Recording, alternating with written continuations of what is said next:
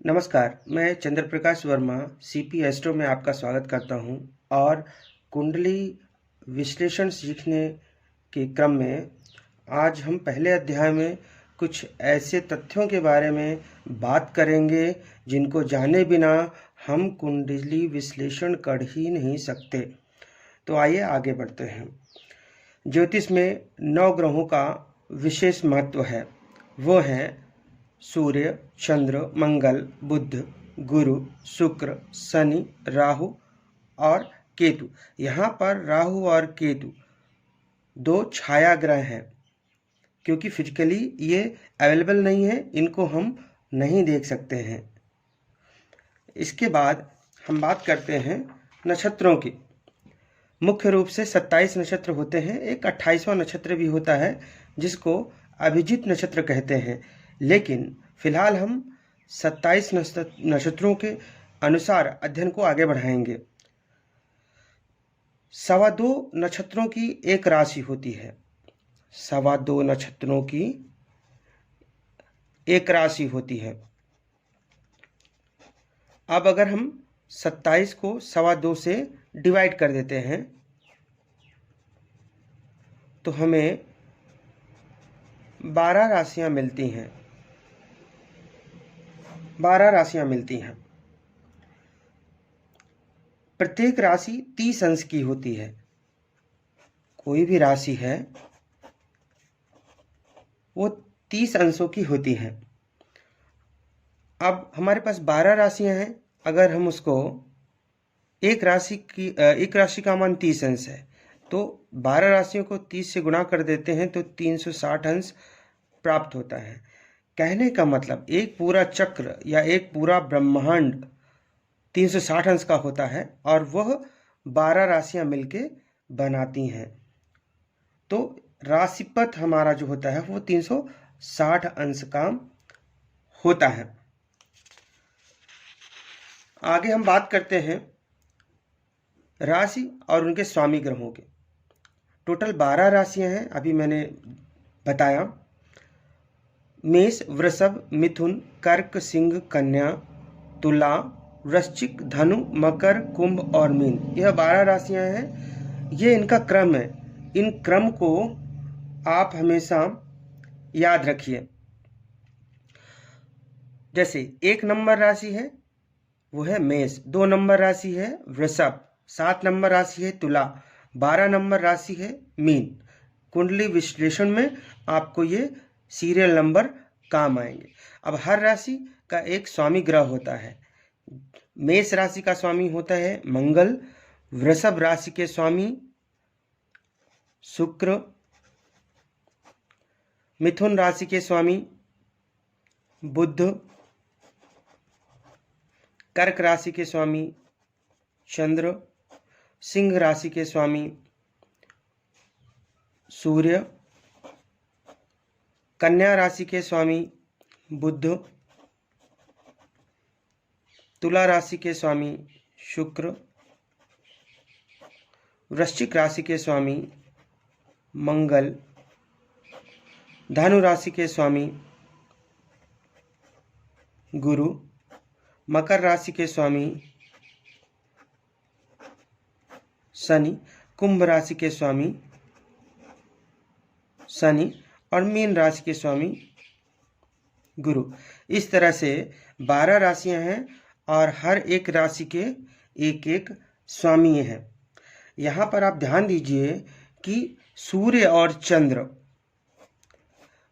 चंद्र की एक एक ही राशियां हैं। कहने का मतलब सूर्य और चंद्र एक एक राशियों के ही स्वामी हैं। सूर्य सिंह राशि के स्वामी हैं, चंद्र कर्क राशि के स्वामी हैं। इसके अलावा बाकी जितने ग्रह हैं सभी 2-2 राशियों के स्वामी हैं। जैसे शुक्रदेव वृषभ राशि के भी स्वामी हैं और शुक्रदेव तुला राशि के भी स्वामी हैं। बुधदेव मिथुन राशि के भी स्वामी हैं, बुधदेव कन्या राशि के स्वामी हैं, शनिदेव मकर राशि के भी स्वामी हैं, शनिदेव कुंभ राशि के भी स्वामी हैं, गुरुदेव मीन राशि के भी स्वामी हैं और गुरुदेव धनु राशि के भी स्वामी हैं।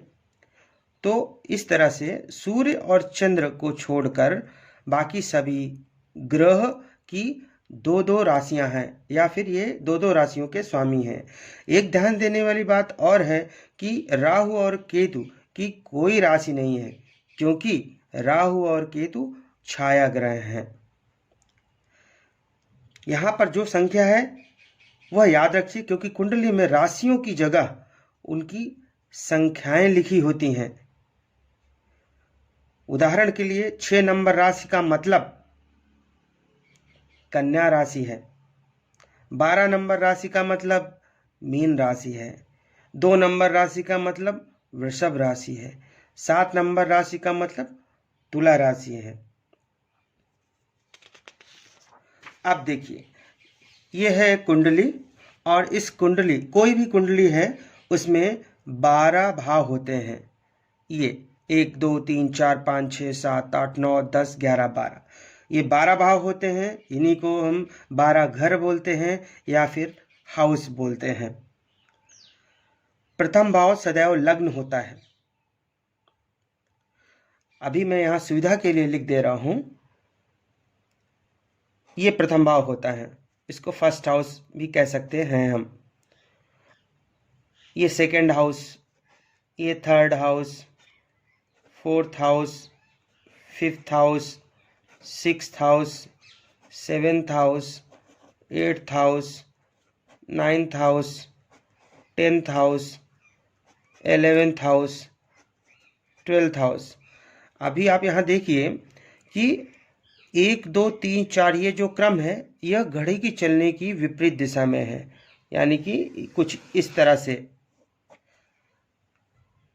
फर्स्ट हाउस एंटी क्लॉकवाइज आइए देखिए, सेकंड हाउस, थर्ड हाउस, इस तरह से हम 12 भावों या 12 घर या 12 हाउस तक काउंट करते हैं। कोई भी कुंडली लीजिए, हमेशा जो फर्स्ट हाउस होगा या प्रथम भाव होगा वो ये वाला घर होगा। इसी को हम लग्न भी बोलते हैं। किसी भी कुंडली में इसमें फर्स्ट हाउस सेकंड हाउस ये कुछ भी नहीं लिखा होगा, वो एक प्लेन होगा जिसमें आपको खुद ही काउंट करना होगा, खुद ही गिनना होगा। ये प्रथम भाव, द्वितीय भाव, तृतीय भाव, इस तरह करके आपको खुद ही गिनना है। वहाँ पे कोई नंबरिंग नहीं होगी राशि दिखाने के लिए, भाव दिखाने के लिए। तो भावों के लिए कोई संख्या लिखी नहीं होगी, वो आपको खुद याद रखना है कि ये प्रथम भाव है, इसी को लग्न भाव भी कहते हैं। प्रथम भाव, द्वितीय भाव, तृतीय भाव, चतुर्थ भाव, इस तरह करके 12 भाव हैं।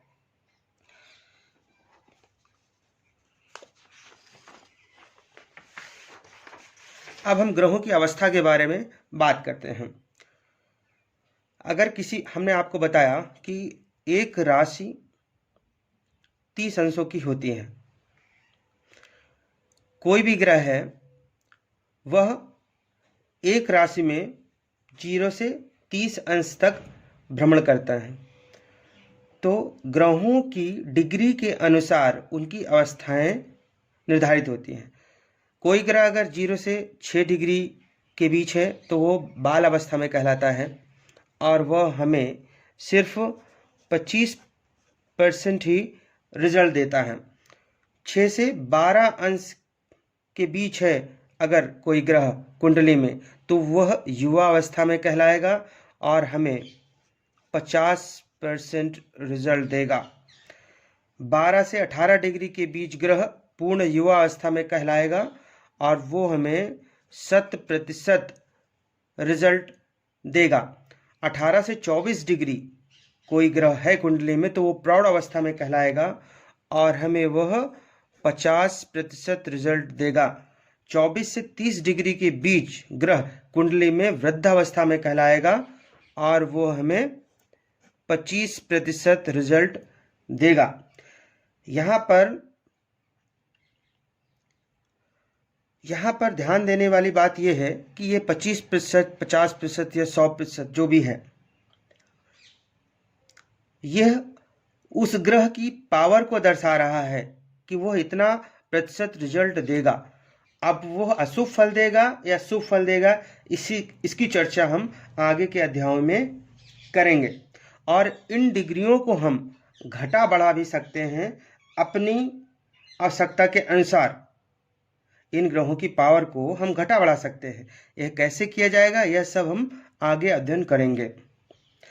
एक चीज और याद रखिए, अगर कोई ग्रह 0 डिग्री, 1 डिग्री, 2 डिग्री या फिर 29 डिग्री, 30 डिग्री इस तरह से है तो उसकी पावर को हम 0% मान सकते हैं, वह हमें ना के बराबर फल देगा।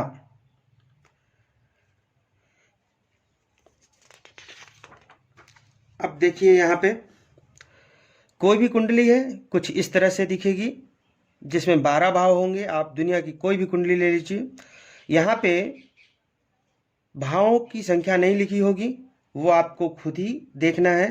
प्रथम भाव हमेशा ये होता है।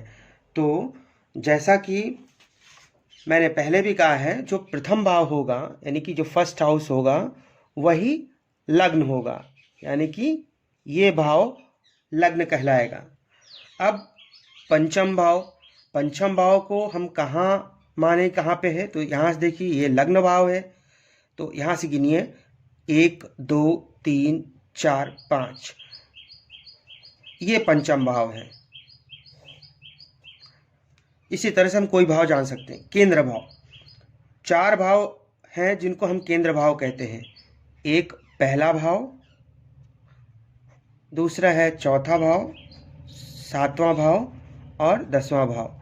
अब गिन के यहाँ पे हम इसको देखते हैं। 1 2 3 4 5 6 7 8 9 10 11 12। तो इस तरह से 1 4 7 और 10, ये जो 4 भाव होते हैं यह केंद्र भाव कहलाते हैं। उसके बाद हम त्रिकोण भाव की बात करते हैं। त्रिकोण भाव कहलाते हैं 1 5 और 9। यह 1 है, 2 3 4 5 है, 6 7 8 9 10 11 12। 1 5 और 9 यह त्रिकोण भाव कहलाते हैं। त्रिक भाव 6 8 और 12 जो भाव होते हैं वो त्रिक भाव कहलाते हैं। 1 2 3 4 5 6 7 8 9 10 11 12। 6 8 और 12 ये भाव त्रिक भाव कहलाते हैं। वृषभ लग्न, हम कैसे जानेंगे कि यह कुंडली वृषभ लग्न की है? लग्न होता है ये या प्रथम भाव, इसमें अगर 2 लिखा हुआ है तो यह वृषभ लग्न हुआ। क्योंकि इस अध्याय के शुरू में ही मैंने आपको बताया था कि जितनी भी राशियां हैं सबके नंबर्स हैं, उनको आप याद कर लीजिए। 2 नंबर राशि का मतलब होता है वृषभ राशि, और प्रथम भाव होता है लग्न, ये हमेशा लग्न होता है। यहाँ 2 नंबर लिखा हुआ है तो यह वृषभ लग्न की कुंडली हुई। अभी वृश्चिक लग्न की कुंडली बोलना है तो यहाँ पे 8 नंबर लिखा होगा, यह वृश्चिक लग्न की कुंडली हुई। क्योंकि 8 नंबर का मतलब होता है वृश्चिक राशि। अब ये वृषभ लग्न की तो कुंडली है, इसके स्वामी तो वृषभ लग्न के स्वामी होते हैं शुक्र देव, ये मैं पहले ही बता चुका हूँ। वृश्चिक लग्न के स्वामी होते हैं मंगल देव।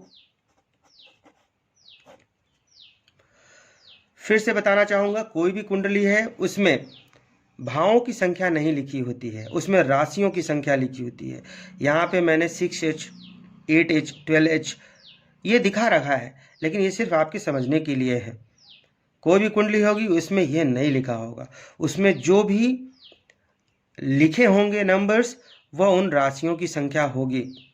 जैसे 2 लिखा है तो वो वृषभ राशि है। तो प्रथम भाव या लग्न में 2 लिखा हुआ है मतलब यह वृषभ लग्न की कुंडली है। 8 लिखा हुआ है लग्न में या प्रथम भाव में तो वह वृश्चिक लग्न की कुंडली है। अब इधर ही देख लीजिए 2 है, तो आप आगे हम राशियां कैसे होंगी वो भी देख लीजिए। ये 2 है, यहाँ पे 3 आएगा, 4 आएगा, 5 6 7 8 9 10 11 12 और 1।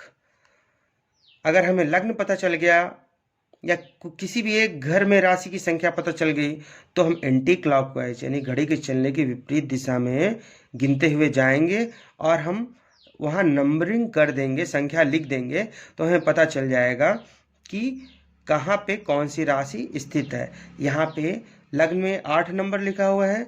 अब 8 के बाद आता है 9, 10, 11, 12, 1, 2, 3, 4, 5, 6, 7। अब इसको देख के हम कुछ भी बता सकते हैं कि कौन सी राशि किस भाव में है। जैसे यहाँ पे नवम भाव में 10 नंबर राशि है। अब ये नवम भाव कैसे हुआ? 1, 2, 3, 4, 5, 6, 7, 8, 9, ये नवम भाव है। इस नवम भाव में 10 नंबर राशि है। 10 नंबर राशि का मतलब है